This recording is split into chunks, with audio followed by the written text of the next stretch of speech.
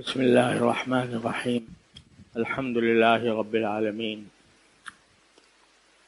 والصلاة والسلام على رسوله الكريم وعلى آله وأصحابه أجمعين وعلى كل من تبعهم بإحسان إلى يوم الدين. أما بعد، میرے محترم دوستو بھائیو، السلام علیکم ورحمۃ اللہ وبرکاتہ۔ ربیع الاول کا مہینہ ہے اور یہ مہینہ اس اعتبار سے انتہائی مبارک ہے کہ اللہ تبارک و تعالی نے اس مہینے میں کائنات کے لوگوں کو اپنی سب سے بڑی خوشی اور سب سے بڑی برکت سے نوازا کہ حضور سید الاولین والآخرین سرکار دو عالم محمد مصطفیٰ صلی اللہ علیہ وسلم اس مہینے میں دنیا میں تشریف لائے۔ اگرچہ وہ دن اور وہ تاریخ جس میں کائنات کی سب سے بڑی مسرت حاصل ہوئی،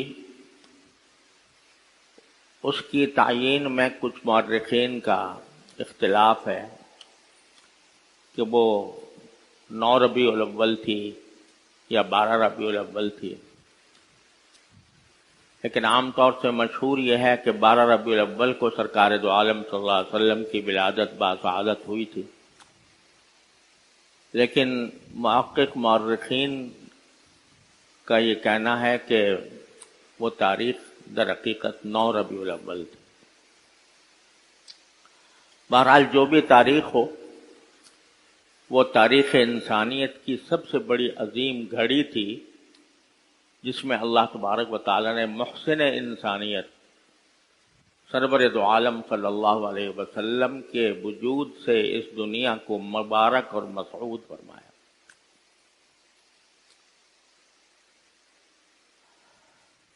اور اگر اسلام میں کسی کی پیدائش کا یا کسی کی وفات کا دن منانا شریعت میں مطلوب ہوتا تو اس دن سے زیادہ کوئی اور دن اس بات کا مستحق نہیں تھا کہ اس کو عید کے طور پر منایا جائے، لیکن اسلام میں اللہ تبارک و تعالی نے یہ نظام رکھا ہے کہ کسی کی ولادت کا دن یا کسی کی وفات کا دن منانے کا کوئی تصور نہیں ہے۔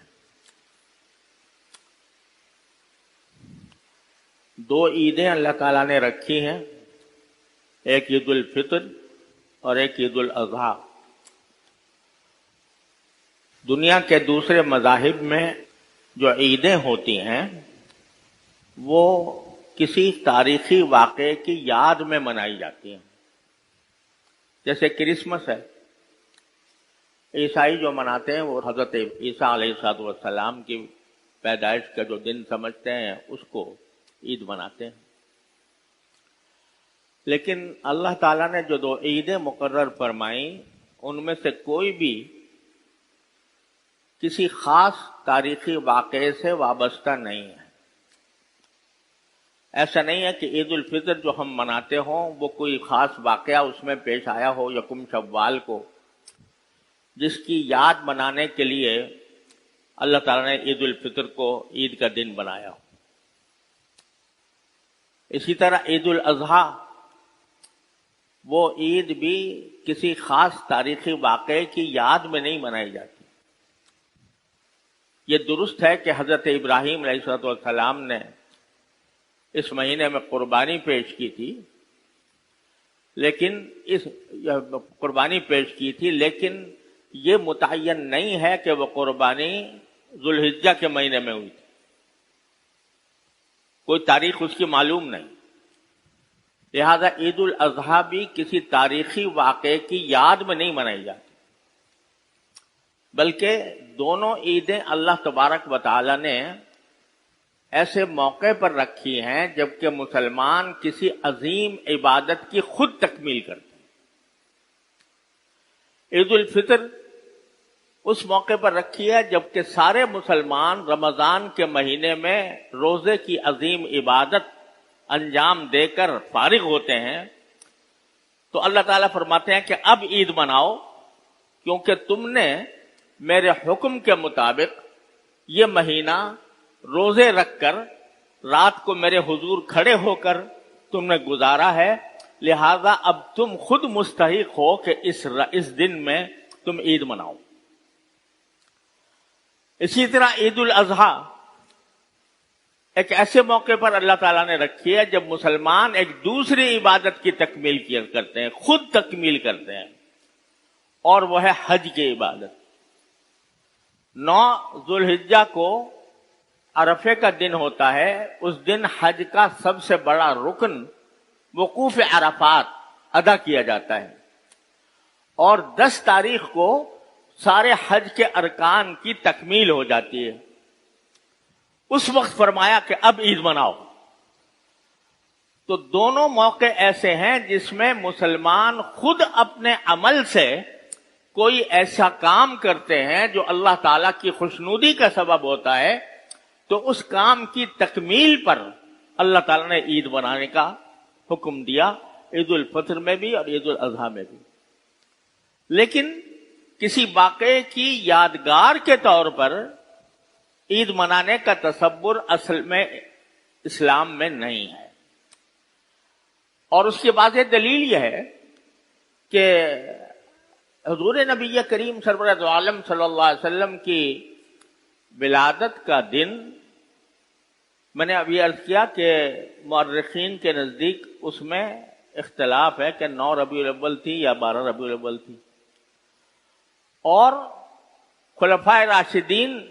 رضی اللہ تعالیٰ عنہ مجمعین ان کا زمانہ گزرا، صحابہ کرام جو نبی کریم صلی اللہ علیہ وسلم کی ایک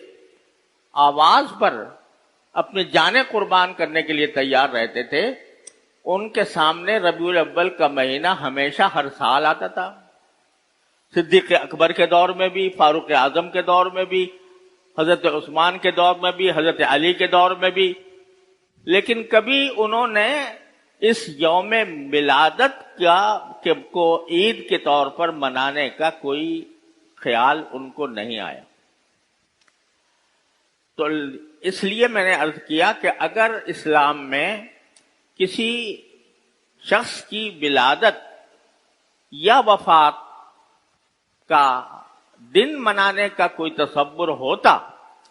تو سرکار دو عالم صلی اللہ علیہ وسلم کی ولادت کے دن سے بڑھ کر کوئی اور دن اس کے لائق نہیں تھا، لیکن چونکہ تصور نہیں ہے اس لیے صحابہ کرام نے اس طرح کا اہتمام نہیں کیا۔ ہمارے ملک میں اور بلکہ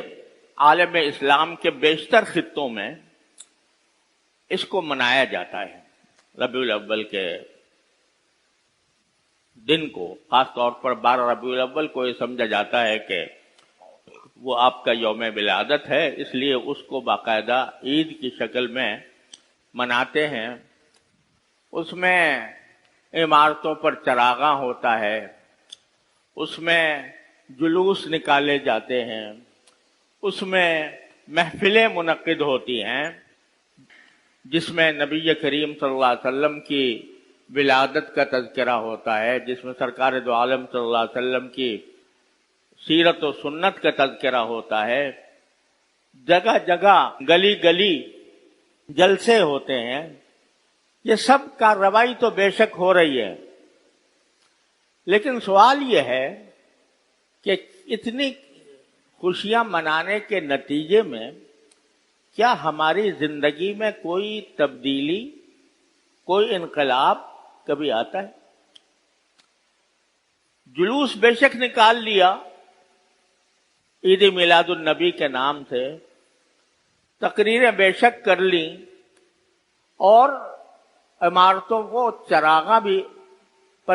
بھی کیا، بلکہ بعض ایسی باتیں کی جن کا شریعت میں کوئی جواز نہیں۔ بعض جگہوں پر یہ سننے میں آیا کہ روضہ اقدس، سرکار دو عالم صلی اللہ علیہ وسلم کے روضہ اقدس کی شبیہ بنا کر اور اس کے گرد لوگ طواف کرتے، جس کا کوئی جواز نہیں۔ یہ ایک طرح سے شرکیہ رسم ہے۔ اور جس طرح چراغاں کرنے کے بعد اور روضہ اقدس کی شبیہ بنانے کے بعد جس طرح وہاں پر ایک طوفان برپا کیا جاتا ہے، نعروں کا طوفان برپا کیا جاتا ہے، شور شغب کا، موسیقی کے ساتھ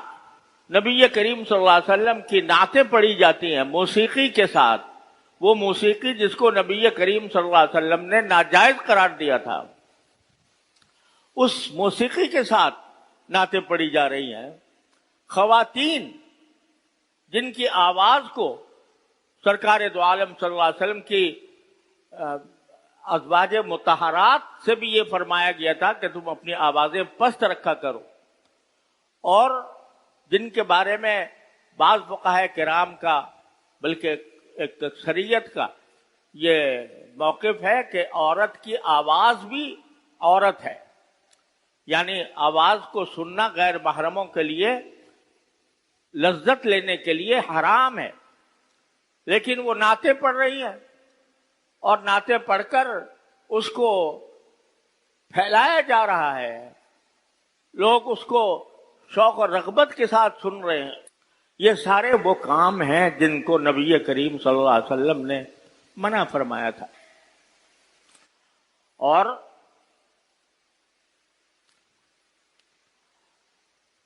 اس سارے ہنگامے میں یہ سوچنے والا کوئی ہے کہ نہیں کہ سرکار دو عالم صلی اللہ علیہ وسلم کی کچھ تعلیمات تھیں، آپ کی کچھ سنتیں تھیں، اور آپ اس دنیا میں اس کام کے لیے نہیں آئے تھے کہ آپ کے نام پر میلے لگائے جائیں۔ آپ نے یہ فرمایا تھا کہ لا تتخذوا قبری عیدا، کہ میری قبر کو بھی عید نہ بنانا، میلہ نہ بنانا کہ وہاں پر میلہ لگاؤ۔ میلوں کو آپ نے منع فرمایا تھا،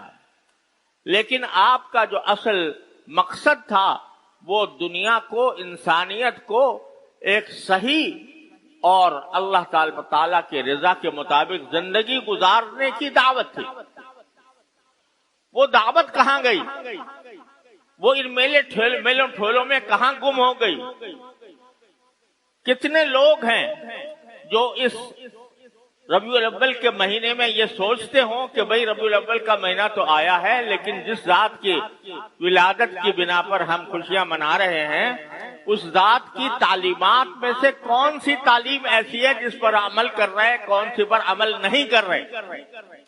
اور اگر نہیں کر رہے تو کم از کم اس مہینے کے اندر یہ جائزہ لے کر اپنی اصلاح کی فکر کر لیں۔ سرکار دو عالم صلی اللہ علیہ وسلم کو اللہ تبارک و تعالی نے، اگر آپ کو اپنی تعریف مطلوب ہوتی اور آپ اپنا اقتدار چاہتے ہوتے تو آپ کو تو یہ پیشکش کی گئی تھی عرب کے قریش کی طرف سے، اور یہ کہا گیا تھا کہ اگر آپ دولت چاہتے ہیں تو ہم ساری دولت آپ کے قدموں میں ڈھیر کرنے کو تیار ہیں، اگر آپ کو اقتدار چاہیے تو ہم اپنا سردار آپ کو بنانے کو تیار ہیں، اگر آپ کو حسن و جمال چاہیے تو ہم عرب کا منتخب حسن و جمال آپ کی خدمت میں پیش کرنے کو تیار ہیں۔ لیکن آپ یہ دعوت چھوڑ دیجیے جو دعوت آپ لے کر آئے۔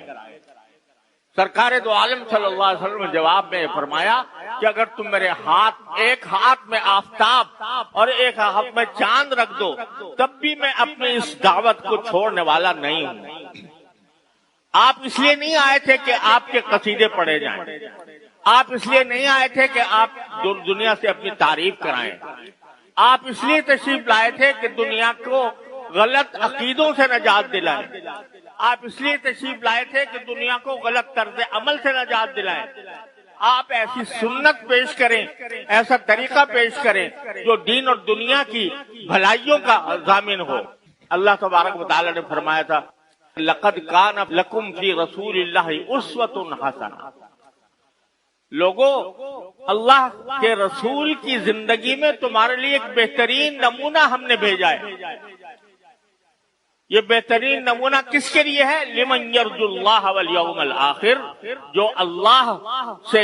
جا ملنے کا عقیدہ رکھتا ہو کہ مجھے ایک دن اللہ کے سامنے جا کر پیش ہونا ہے، اور یوم آخرت پر یقین رکھتا ہو کہ آخرت کے دن میں مجھے اللہ تعالیٰ کے سامنے پیش ہو کر اپنے ہر قول و فعل کا جواب دینا ہے۔ یہ نمونہ ہم نے اس لیے نہیں پیش کیا کہ صرف ان کی تعریف پر تم اکتفا کر لو، ان کے شان میں قصیدے پڑھ لو، بلکہ اس لیے بھیجا تاکہ اس نمونے کو دیکھو اور اس کے ایک ایک ادا کو اپنانے کی کوشش کرو، جس کا نام ہے اتباع سنت۔ تو اصل چیز، اصل مقصود ہونا یہ چاہیے کہ جب یہ ربیع الاول کا مہینہ آئے اور سرکار دو عالم صلی اللہ علیہ وسلم کی ولادت کا جو عظیم الشان اور جلیل القدر واقعہ یاد آئے تو انسان اپنا جائزہ لے اور یہ دیکھے کہ میں سرکار دو عالم صلی اللہ علیہ وسلم کی سنت پر کس طرح کتنا عمل کر رہا ہوں۔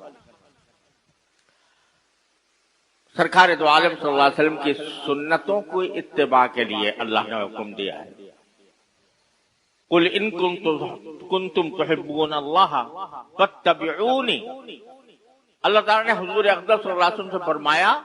کہ اگر تم اللہ سے محبت رکھتے ہو واقعتاً تو اس محبت کا تقاضا یہ ہے کہ فاتبعونی، میری پیروی کرو، میری اتباع کرو۔ یحببکم اللہ، اس اتباع کے نتیجے میں اللہ تعالیٰ تم سے محبت کرے گا۔ تم کیا محبت کرو گے اللہ سے؟ لیکن تمہاری محبت کا مظاہرہ اس طرح ہونا چاہیے کہ تم میرے اس شاہکار اعظم سرور دو عالم صلی اللہ علیہ وسلم کو دیکھ کر، آپ کی ادائیں دیکھ کر، آپ کے طریقے دیکھ کر اپنی زندگی کے اندر ان کو اپناؤ گے، تمہیں اللہ تم سے اللہ محبت کرے گا۔ بزرگوں نے یہ فرمایا کہ سرکار دو عالم صلی اللہ علیہ وسلم کی جتنی سنتیں ہیں، جب کوئی بندہ کسی سنت پر عمل کرتا ہے، جس لمحے عمل کر رہا ہوتا ہے اس لمحے وہ اللہ کا محبوب بن جاتا ہے، چاہے وہ چھوٹی سنت ہو یا بڑی سنت۔ ساری سنتیں حقیقت میں بڑی۔ تو ایک آدمی جائزہ لے کہ کس طرح میں اپنی زندگی کو سرکار دو عالم صلی اللہ علیہ وسلم کی سنت کے مطابق بناؤں۔ بعض سنتیں ایسی ہیں جن پر عمل کرنے میں کوئی ادنا دشواری نہیں، صرف خیال کی اور دھیان کی بات ہے۔ مثال کے طور پر مسجد میں جب داخل ہو تو سنت یہ ہے کہ دائیں پاؤں پہلے داخل کرو، اور جب نکلو تو بائیں پاؤں پہلے باہر نکالو۔ یہ ایک سنت ہے رسول کریم صلی اللہ علیہ وسلم۔ آپ خود بھی اس پر عمل فرماتے تھے، دوسروں کو بھی فرماتے تھے۔ اب اس پر عمل کرنے میں کیا دشواری ہے؟ صرف دھیان کی بات۔ بیت الخلاء میں جاتے ہوئے سنت یہ ہے کہ بائیں پاؤں پہلے داخل کرے اور نکلتے وقت دائیں پاؤں پہلے باہر نکالے۔ کیا دشواری ہے؟ لیکن جب تم یہ کام نبی کریم صلی اللہ علیہ وسلم کی اتباع کی نیت سے کرو گے، آپ کی سنت کی پیروی کی نیت سے کرو گے، جس لمحے یہ کام کر رہے ہو اس لمحے میں محبوب ہوگے تم اللہ تبارک و تعالی، یحببکم اللہ۔ تو بعض سنتیں ایسی ہیں جو بالکل آسان ہیں، ان میں کوئی دشواری نہیں ہے، کوئی مسئلہ ہی نہیں، لیکن صرف دھیان کی بات ہے۔ پانی پیتے ہوئے بسم اللہ پڑھ کے پانی پیو اور پینے کے بعد الحمدللہ کہہ دو، کیا دشواری؟ لیکن دھیان نہیں ہے۔ جب کھانے بیٹھو تو بسم اللہ کر کے کھانا شروع کرو اور آخر میں اللہ تعالیٰ کا شکر کرو، الحمدللہ الذی اطعمنا وسقانا وجعلنا من المسلمین، جعلنا مسلمین، یہ دعا کر لو تو کیا دشواری؟ لیکن صرف دھیان کی بات۔ تو اصل میں آج کے مہینے میں جبکہ سرکار دو عالم صلی اللہ علیہ وسلم کی ولادت کی یاد آ رہی ہے اور آنی چاہیے، تو اس کے موقع پر ہمارا اصل کام اپنا جائزہ لینا ہونا چاہیے۔ اور اس کا ایک آسان طریقہ میں آپ کی خدمت میں عرض کرتا ہوں کہ ہمارے شیخ حضرت عارف باللہ حضرت ڈاکٹر عبدالحی صاحب قدس اللہ تعالیٰ سرہ کا کی ایک کتاب ہے اسوہ رسول اکرم صلی اللہ علیہ وسلم۔ اس میں انہوں نے نبی کریم صلی اللہ علیہ وسلم کی ہر شعبہ زندگی میں